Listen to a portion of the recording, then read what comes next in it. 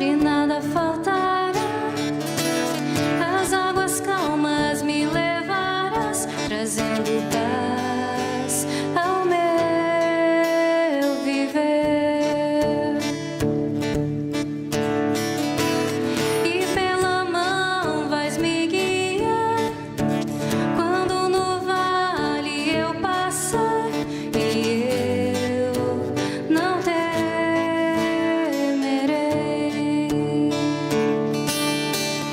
pois no controle tu estás, no controle tu estás, no controle tu estás, no controle tu estás. És meu pastor e nada faltará. As águas calmas me levarás, trazendo paz ao meu viver. E pela mão vais me guiar, quando no vale eu passar, e eu não temerei,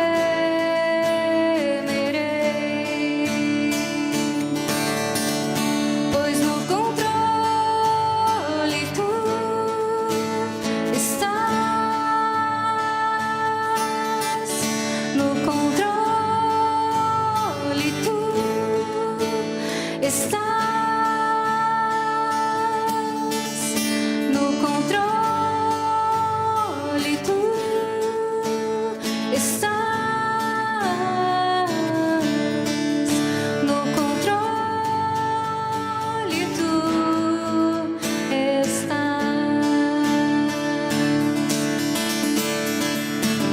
Tu fazes tudo cooperar para o bem, pois um plano soberano tens e conheces quem eu sou. E me amas como sou, e tu me amas como sou. Me amas como sou, pois no controle tu estás, no controle tu estás, no controle tu estás, no controle tu estás.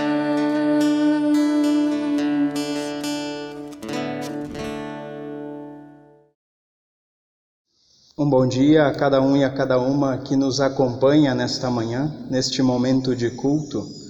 Nós aqui nos reunimos em nome do nosso Deus que é Pai, Filho e Espírito Santo. Queremos ser saudados pela palavra do profeta Isaías, que se encontra no capítulo 40, os versículos 28 a 31, que nos dizem assim: Não sabes, não ouviste que o eterno Deus, o Senhor, o Criador dos fins da terra, nem se cansa, nem se fadiga? Não se pode esquadrinhar o seu entendimento. Faz forte ao cansado e multiplica as forças ao que não tem nenhum vigor. Os jovens se cansam e se fatigam, e os moços de exaustos caem. Mas os que esperam no Senhor renovam as suas forças, sobem com asas como águias, correm e não se cansam, caminham e não se fatigam.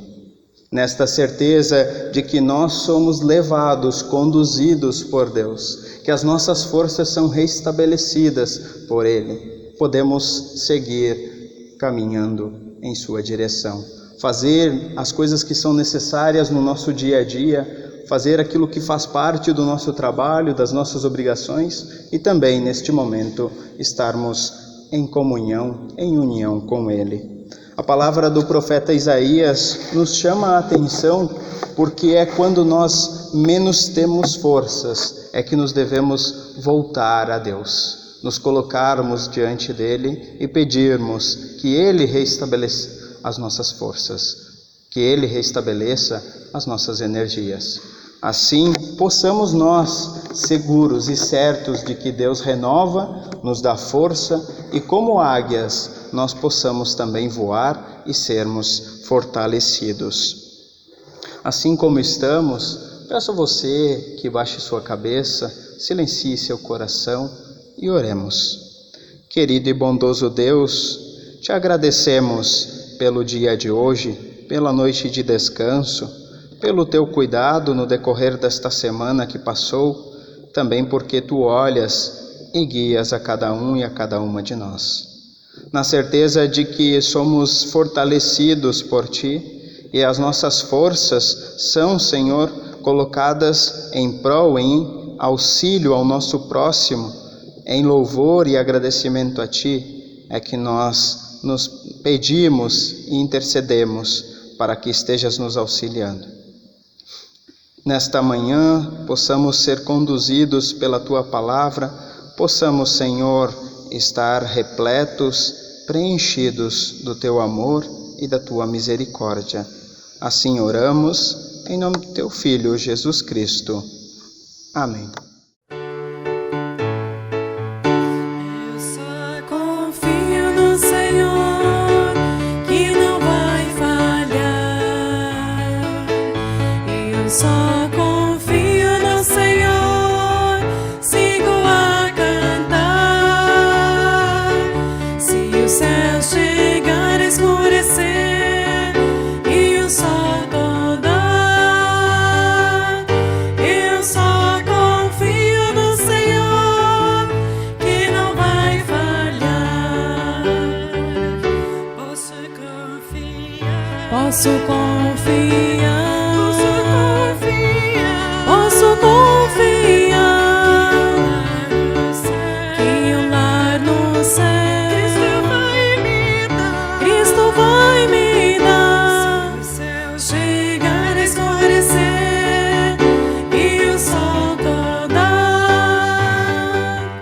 eu só confio no Senhor, que não vai falhar.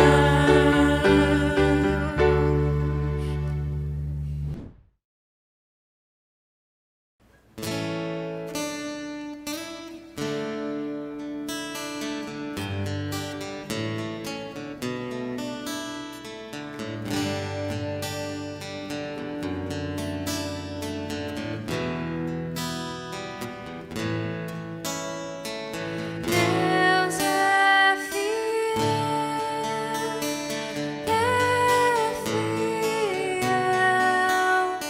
acima de todas as coisas eu sei que meu Deus é fiel. Deus é fiel,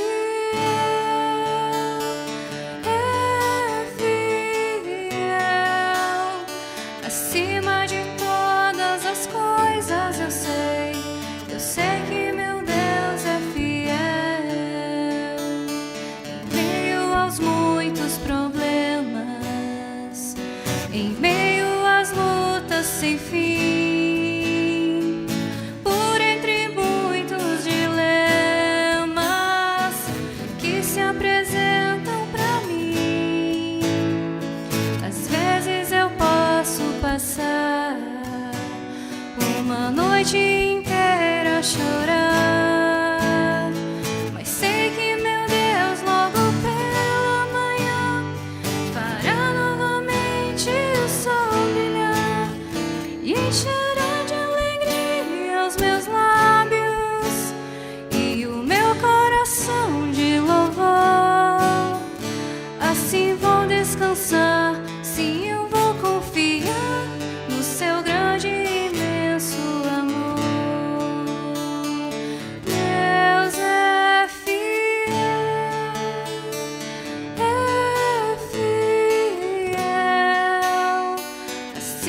acima de todas as coisas eu sei que meu Deus é fiel. Deus é fiel,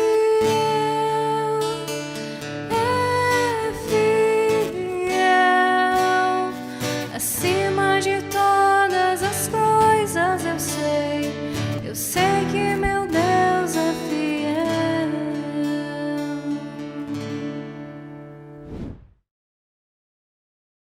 Após termos ouvido estes louvores que nos colocam diante de Deus em adoração, nós também podemos ouvir na letra destas músicas o cuidado de Deus e como Ele é fiel conosco, como Ele nos conduz e nos conforta. Assim, desta mesma forma, queremos nos colocar em oração, pedindo o seu auxílio e a sua orientação pela palavra que será nos trazida pelo colega Samuel. Baixe sua cabeça. Querido e bondoso Deus, te agradecemos, porque podemos te louvar na certeza de que Tu estás conosco, de que Tu nos conduz, de que és fiel, e podemos colocar toda a nossa certeza, fé em Ti. Pedimos que esteja silenciando o nosso coração, nos dando sabedoria para ouvirmos da Tua palavra. Conduz, Senhor, as nossas mentes e a nossa ação para que seja de auxílio ao próximo. Que possamos colocar a Tua palavra em prática, essa palavra que foi trazida pelo colega Samuel, que também nos mostra, Senhor, que vai nos mostrar o Teu caminho e a Tua vontade. Tu és um Deus de bondade, assim guia, orienta e consola, conforta cada um de nós. Em nome do Teu Filho Jesus Cristo é que nós oramos e agradecemos. Amém. Olá, meu querido, minha querida, uma alegria estar com você aqui, mais esse dia de celebrarmos o culto a Deus, ao nosso Senhor. Agradecemos por essa palavra cantada, pelas orações já feitas, pela invocação da presença de Deus no teu lar, na tua vida, na tua família. E agora nós queremos olhar para o texto bíblico e queremos pedir que Deus nos conceda a revelação daquilo que Ele tem para você e para mim, assim como já foi orado pelo colega Daniel.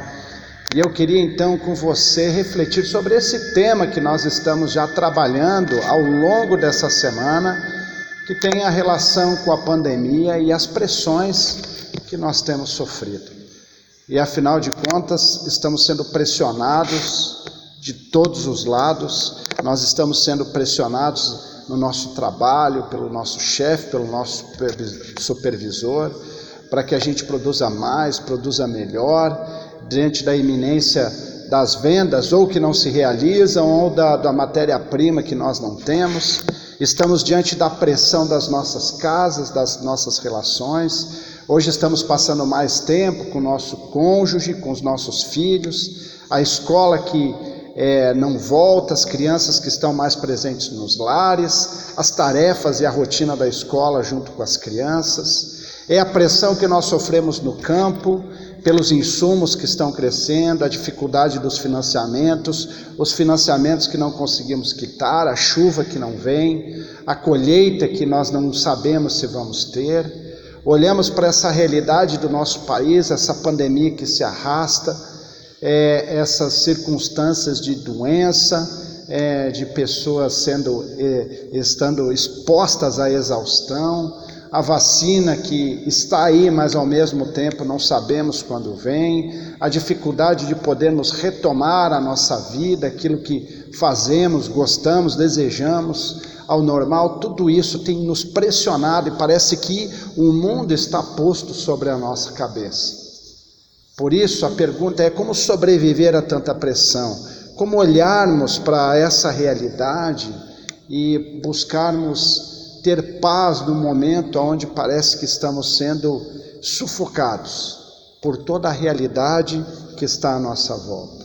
E para isso eu escolhi já um texto que abordamos ao longo dessa semana, que se encontra em 2 Coríntios, capítulo 4, do verso 7 e seguintes, onde Paulo expressa também esse seu momento de vida, onde ele reconhece também que tem passado por dificuldades, por pressões, que ele tem sofrido de todos os lados, e ele então olha para toda essa realidade e nos aponta um caminho de esperança, e é sobre isso que eu quero olhar com você. Se você tem a sua Bíblia, abra comigo em 2 Coríntios capítulo 4, quero ler o verso 7 que diz: mas temos esse tesouro em vaso de barro, para mostrar que esse poder que a tudo excede, provém de Deus e não de nós.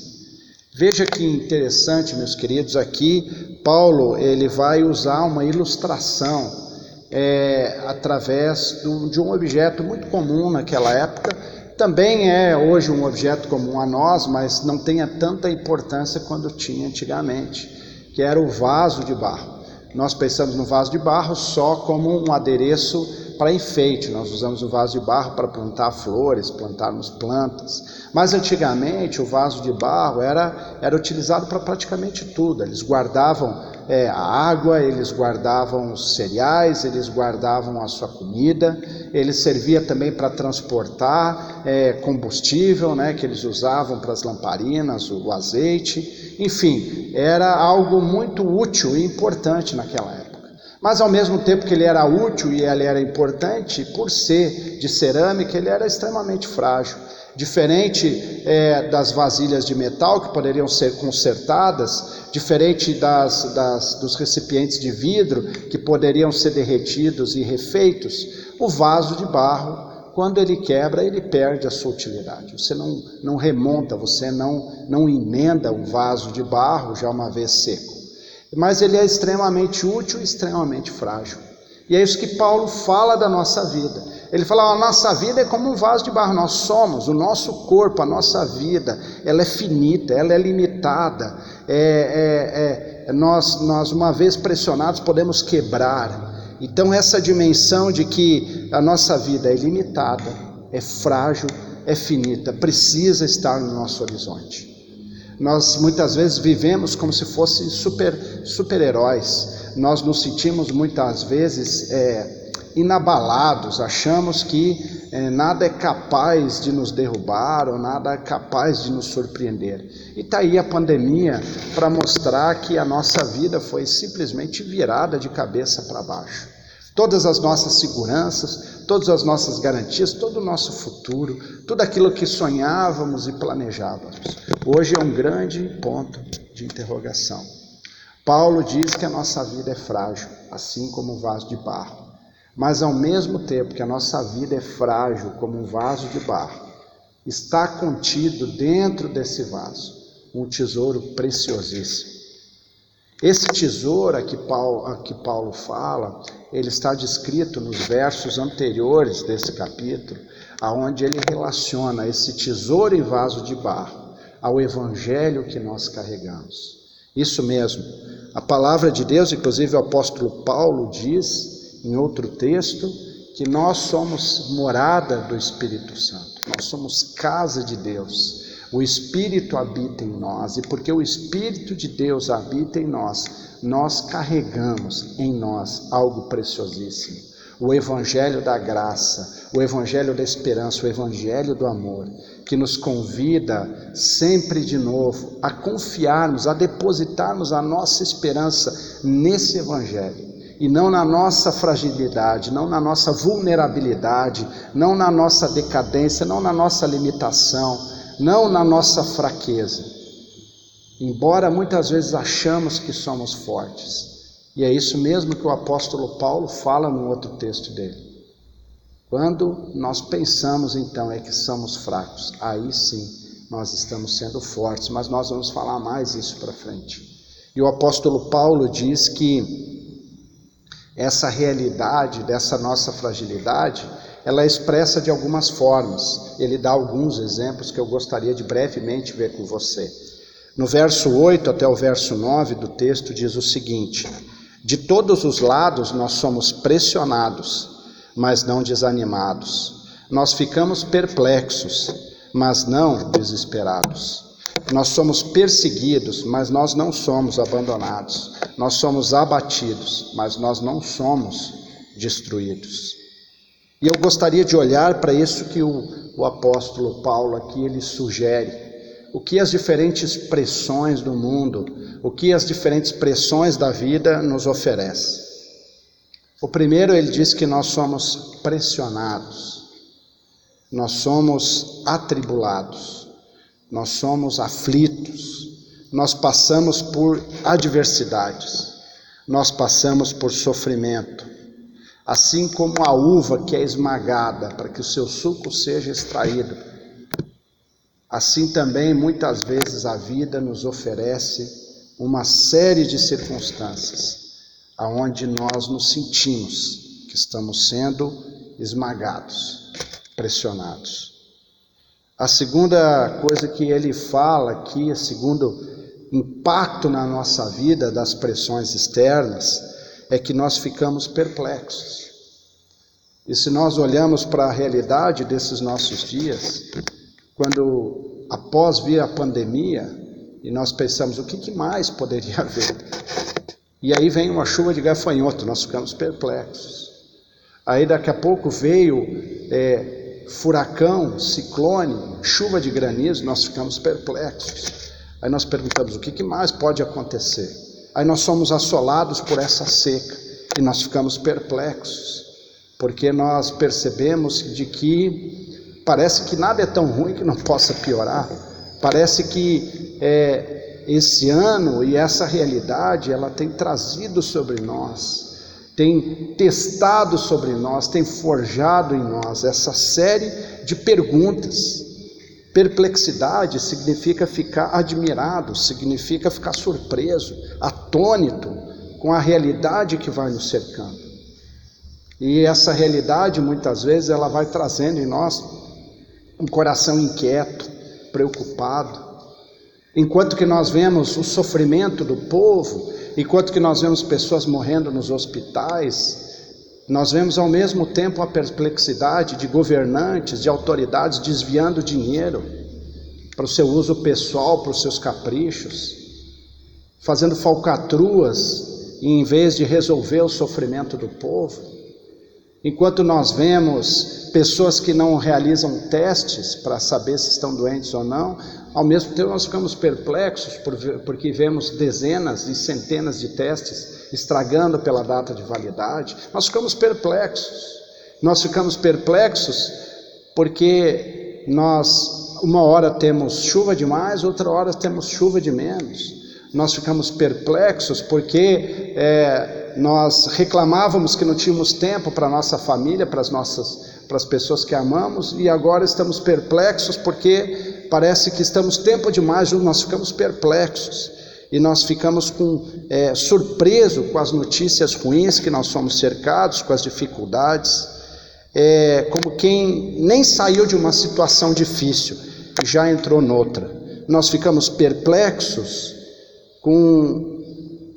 como que quem está no mar e está se afogando, e quando consegue se levantar de uma onda que cai em cima, e consegue mal respirar do seu afogamento, vem outra onda, nós ficamos perplexos. Mas veja que não é nós. Paulo já está referindo de que isso é uma constante na história, isso é uma constante no mundo, será uma constante na sua vida, que ele também se sentia pressionado, que ele também ficava perplexo, e ele diz que nós somos perseguidos, nós somos aborrecidos, nós somos incomodados, nós somos importunados, nós somos perseguidos porque buscamos a justiça, nós somos perseguidos porque fizemos a opção pela verdade, nós somos perseguidos porque não queremos ser desonestos nos nossos negócios, nós somos perseguidos porque a gente não procura dar um jeitinho nas coisas e se beneficiar de forma ilícita a determinadas coisas que estão à nossa disposição. Então nós somos perseguidos. Nós somos perseguidos porque a gente denuncia, nós somos perseguidos porque a gente não quer fazer pacto com as coisas que não são justas, retas e boas. Nós somos perseguidos e tratamos de forma injusta. E nós podemos olhar para o nosso próprio Senhor Jesus Cristo. Quem mais foi perseguido e injustiçado do que Ele? Um homem bom, justo, um homem que curava um homem que dava comida, um homem que cuidava das pessoas. Qual foi o seu fim? O seu fim é que ele era uma ameaça ao sistema. E ele foi crucificado da forma mais horrorosa, mais cruel e mais humilhante que uma pessoa poderia ser submetida naquela época. Ao olharmos o texto, ele continua dizendo que nós somos abatidos. Nós somos abatidos, e quando ficamos abatidos, nós somos abatidos porque ficamos exaustos, porque ficamos cansados, porque parece que corremos e corremos e não saímos do lugar, porque nós somos colocados ao nosso limite, e talvez até mais do que o nosso próximo limite. Qual seria o resultado disso, meu querido e minha querida? Quais seriam as consequências de vivermos a vida dessa maneira? Qual seria o resultado natural de todas essas coisas? Por um lado, ele fala dessa experiência humana, a qual nós estamos submetidos hoje. Fala da nossa vulnerabilidade. Fala de que nós somos vasos de barro. Que ao sermos pressionados, nós ficamos angustiados. E esse estado de aperto do coração, esse sentimento de falta de rumo e direção, aonde isso vai dar? Nós não sabemos. Para onde tudo isso vai nos levar? Não sabemos. Mas quando nós ficamos perplexos, nós ficamos desanimadíssimos. Somos pegos de surpresa. Parece que o tapete é tirado dos nossos pés, então nós ficamos desanimados. Não sabemos o que fazer, não sabemos aonde recorrer, nós ficamos sem reação, ficamos sem forças, ficamos sem motivação, sem coragem de levantar, bater a poeira e continuar adiante.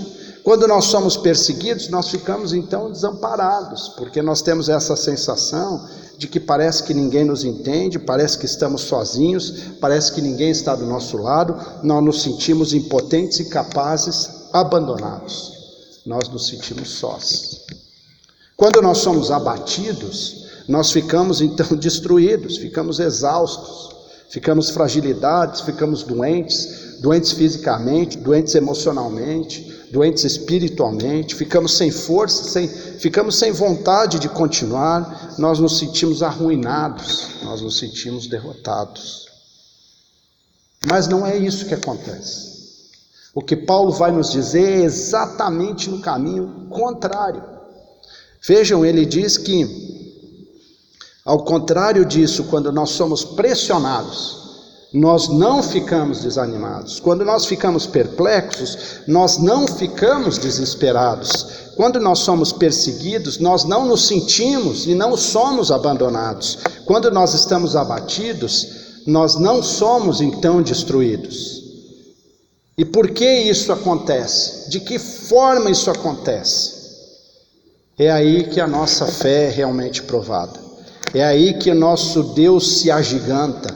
Aí que a nossa fé floresce. Aí que nós devemos dar o melhor testemunho, quando de fato as coisas não estão bem de acordo com os nossos critérios e da maneira como os nossos olhos veem. É exatamente quando as coisas estão ruins que nasce o mais bonito da fé. Aliás, era essa suspeita de Satanás quando nós lemos no início do livro de Jó. Diz o seguinte, em Jó capítulo 1, verso 9 e 10, Satanás falando para Deus, ele diz: será que Jó não tem razão para temer a Deus? Respondeu Satanás: acaso não puseste uma cerca em volta da família dele e tudo o que ele possui? Ou seja, o argumento de Satanás para Deus é o seguinte: é fácil te servir, é fácil te amar, é fácil te temer quando tudo está certo, quando tudo está bem, quantas contas estão pagas, quantos meus relacionamentos estão seguros, quanto a minha colheita está garantida, quanto ao futuro está tudo ocorrendo de acordo com os meus planos e aquilo que eu havia estabelecido. Mas quando o chão sai dos nossos pés, é aí que de fato somos somos provados e somos tentados a abandonar a nossa fé e o nosso Deus, a não crermos mais na bondade do Senhor, no seu amor e a confiança que temos nele. E aí vem o resto do texto que diz: trazendo sempre, verso 10, trazendo sempre em nosso corpo o morrer de Jesus, para que a vida de Jesus também seja revelada em nosso corpo. Pois nós que estamos vivos somos sempre entregues à morte, por amor a Jesus, para que a sua vida também se manifeste em nosso corpo mortal. De modo que em nós atua a morte, mas em vocês a vida. Está escrito: crie, por isso falei. Com esse mesmo espírito de fé nós também cremos, e isso falamos, porque sabemos que aquele que ressuscitou ao Senhor Jesus dentre os mortos também nos ressuscitará com Jesus e nos apresentará com vocês. Paulo aqui uma vez ele usa uma analogia, um exemplo. Ele fala dessa relação paradoxal, essa relação, essa ambiguidade entre a morte e a vida. Essa relação de que nós precisamos morrer para viver. Exatamente. Paulo vai dizer que para que Jesus Cristo pudesse ressuscitar, ele precisou morrer. O único caminho para a vida eterna é através da nossa morte. Nós só poderemos experimentar a vida eterna se nós morrermos nessa própria realidade. Assim como uma borboleta, para que ela possa nascer, a sua lagarta precisa morrer. Ou seja, é uma transferência, é uma mudança de realidade. Assim como a planta para nascer, a semente precisa morrer. Então, de alguma forma, Paulo usa essa ideia de que as nossas convicções, as nossas forças pessoais, a nossa capacidade, a nossa habilidade, as nossas fortalezas, aquilo que nós temos como segurança para a nossa vida, precisa ruir, para que então a força nasça da fraqueza, para que a esperança nasça do desânimo, para que a coragem nasça do medo, para que a vitória nasça da derrota. Por quê? Porque isso não vem de nós mesmos, meus irmãos. Isso vem do próprio Deus, isso vem do nosso Senhor Jesus Cristo. Ele é o tesouro que nós carregamos, Ele é a esperança, Ele é a certeza daquilo que os nossos olhos não veem. Quando nós olhamos para a vida de Jesus, nós podemos ver que toda a situação de abandono, tristeza, humilhação que Ele passou na cruz, se reverteu em ressurreição e glória para a eternidade. Ele conclui esse texto dizendo o seguinte: por isso não desanimemos, verso 16. Embora exteriormente estejamos a desgastar-nos, interiormente estamos sendo renovados dia após dia, pois o nosso sofrimento, leve e momentâneo, estão produzindo para nós uma glória eterna, que pesa mais do que todos eles. Assim fixamos os nossos olhos naquilo que não vemos, pois o que se vê é transitório, mas o que não se vê é eterno. A palavra de Deus aqui, ela nos encoraja de duas maneiras. A primeira diz que essa pressão exterior que nós vivemos, ela não pode sufocar a nossa esperança interior. Essa pressão exterior dos problemas, das dificuldades, da realidade que nos envolve, ela não pode roubar de nós a certeza e as convicções que nós temos em Deus. Veja, o apóstolo Paulo, ele traz esse caminho de esperança e renovação da nossa fé em três verdades. Primeiro, não desanime antes antes renove o seu interior, renove a sua fé e renove o seu espírito. Não desanime, renove. Todo dia, irmão e irmã, nós precisamos renovar a nossa fé. através da leitura da palavra, através da busca diária de oração, pedir que Deus renove a nossa fé. Sintonizarmos a nossa vida com a vida de Deus, com seus propósitos. É a forma que nós temos de renovar a nossa fé. A segunda coisa que ele diz é que o nosso sofrimento serve de algum modo para fortalecer a nossa jornada na eternidade.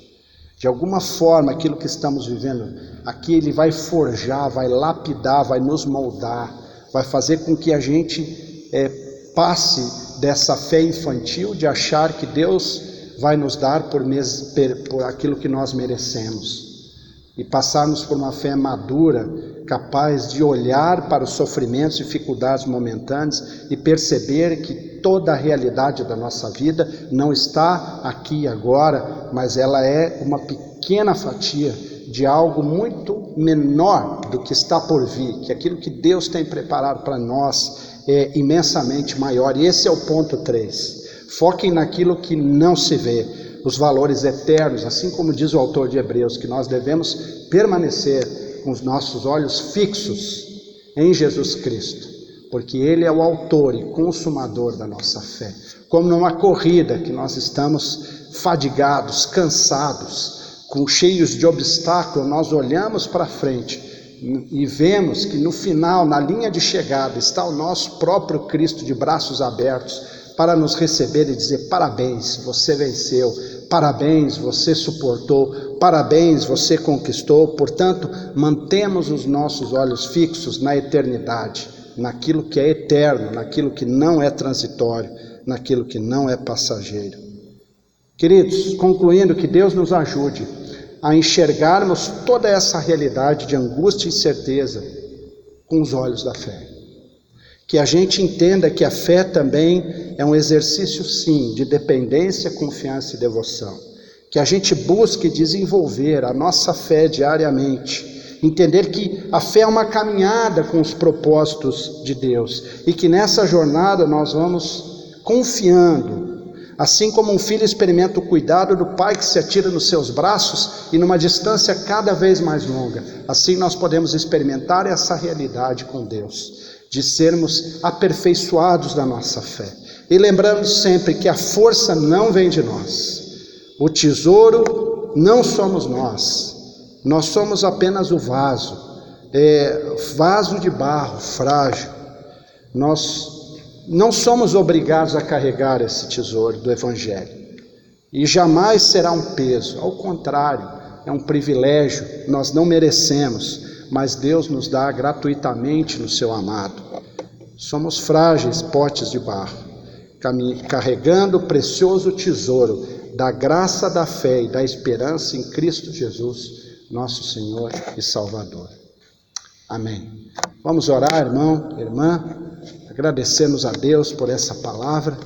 Bondoso Senhor, Deus e Pai, te agradecemos por essa palavra, que ela encontre em nosso coração um terreno preparado para frutificar, que a gente possa regar essa palavra, que nós possamos adubar essa palavra, porque ela frutifique em nossas vidas. Assim te pedimos, renova a nossa fé, a nossa esperança, diante desse momento de pressão que estamos vivendo. Fica conosco, em Cristo Jesus. Amém. Queremos ouvir mais uma canção e cantarmos essa canção, como uma expressão de louvor e gratidão a Deus pela palavra recebida hoje. Cante conosco.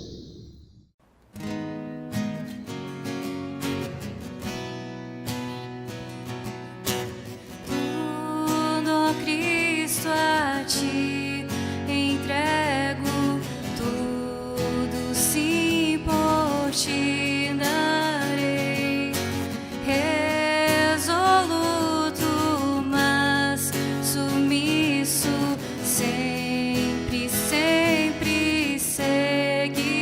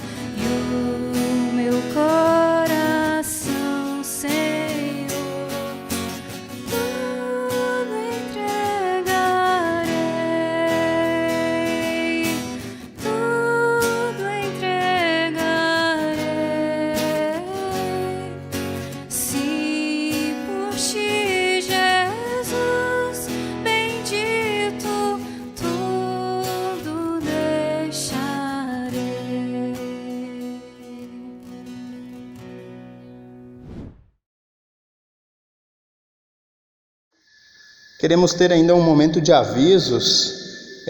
Os cultos presenciais estão acontecendo já nas nossas comunidades. Quanto ao horário e as datas, você pode procurar os presbíteros da sua comunidade ou mesmo a secretaria da paróquia, você pode ter acesso. Também nas redes sociais temos essa informação. Quanto aos devocionais, já estão disponíveis em vários tamanhos, em várias formas. Temos devocionais para adolescentes, para o pessoal adulto e mais idoso também. Temos também um devocional que fica para critério de cada um. Também temos os devocionais infantis. Quem quiser estar adquirindo pode passar na secretaria da paróquia e retirá-los ali, pagar. Tudo isso você pode fazer ali e demais informações. Também lembramos que na secretaria estão sendo recolhidas as ofertas e os dízimos. Ainda assim, nós sabemos que essas informações diante da pandemia, tudo isso às vezes fica um pouco confuso, mas busque os presbíteros, busque orientação da secretaria ou nas nossas redes sociais, estaremos sempre à disposição.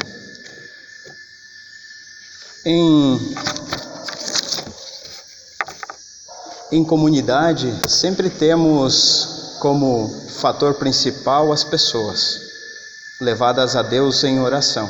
Neste momento, então, queremos ter a nossa oração de intercessão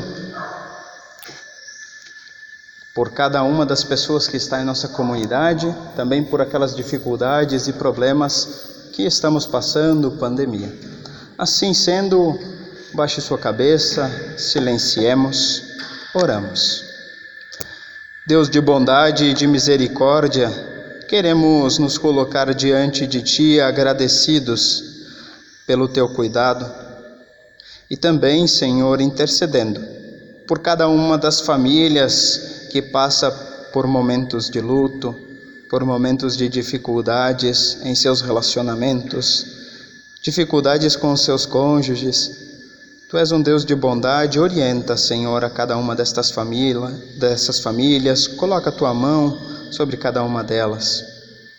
Pedimos também por chuva, Senhor, neste momento em que a seca já nos assola há algum tempo, os animais, as plantas e nós mesmos necessitamos de água.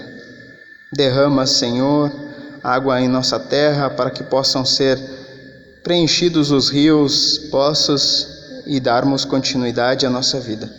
Essa dádiva que é Tua, coloca, Senhor, para cada uma de nós, na nossa cidade, no nosso município, também nos municípios vizinhos que passam pela mesma dificuldade, ou ainda piores.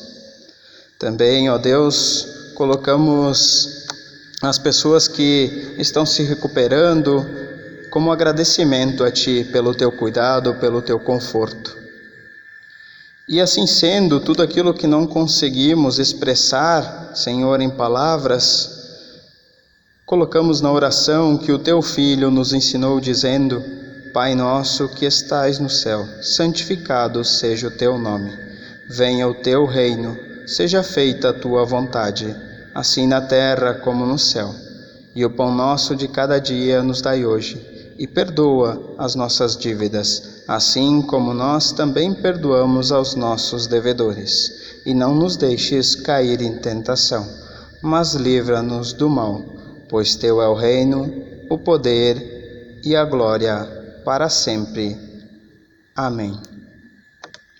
Nesta certeza de que Deus está conosco, possamos receber a Sua bênção e sermos enviados. Que o Senhor te abençoe e te guarde, o Senhor faça resplandecer o seu rosto sobre ti e tenha misericórdia de ti. O Senhor sobre ti levante o seu rosto e lhe dê a paz. Vão em paz, façam o bem e afastem-se do mal. Amém.